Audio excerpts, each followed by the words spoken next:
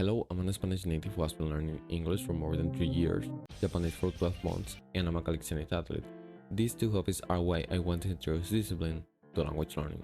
If you feel like you haven't been noticing that much progress in your Japanese lately, I think that honestly it can just be a mindset problem, and in this video I'll explain the mindset I use for people that don't want to be learning a language for more than 5 years.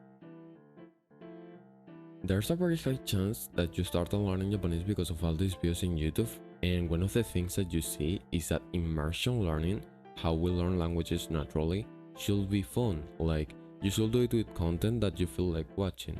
It should always be interesting to you. If you don't feel like continuing to watch the show, you should not do it. And I noticed that with this mindset, you're probably going to end up learning the language in more than 3 years. And if that's cool for you, that's okay.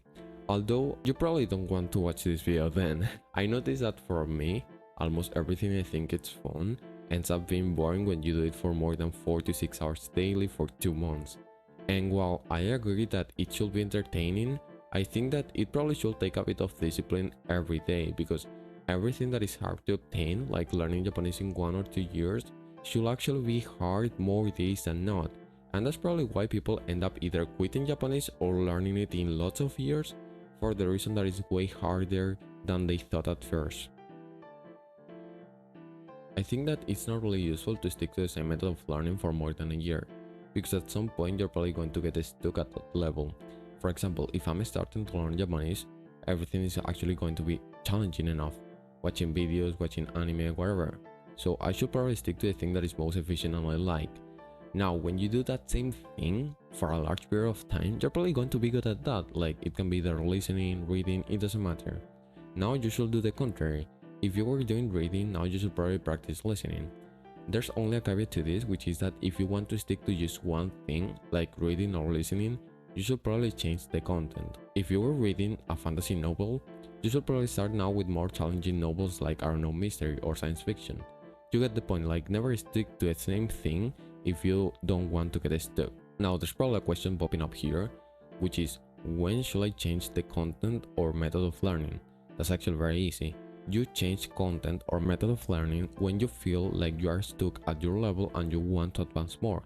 Because if you don't want to advance and you feel like you have enough level to understand and speak in almost whatever scenario, why would you really change anything, right?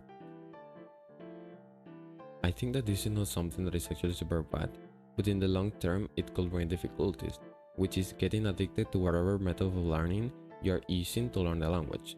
With Japanese, you can easily get addicted to watching anime.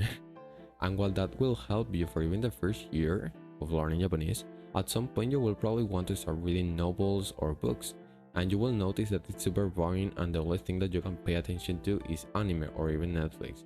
But anime right now is super easy and you don't really see that much gains by watching anime. So you probably don't want to get addicted to something like watching anime. But getting addicted to something like reading a book, I don't think is actually bad. Because at the end of the day, I think that reading is probably more healthy than to watch anime, and depending on what you read, it can even help you. And when you have a good level of listening in whatever language, you probably just want to be reading. So getting addicted to a method of learning is not actually bad, depending on what that method is, and if you have the willpower to get out of it whenever you want to. That's it for today. Thank you for paying me your attention, and be sure to give me a like and subscribe to my channel. Thank you.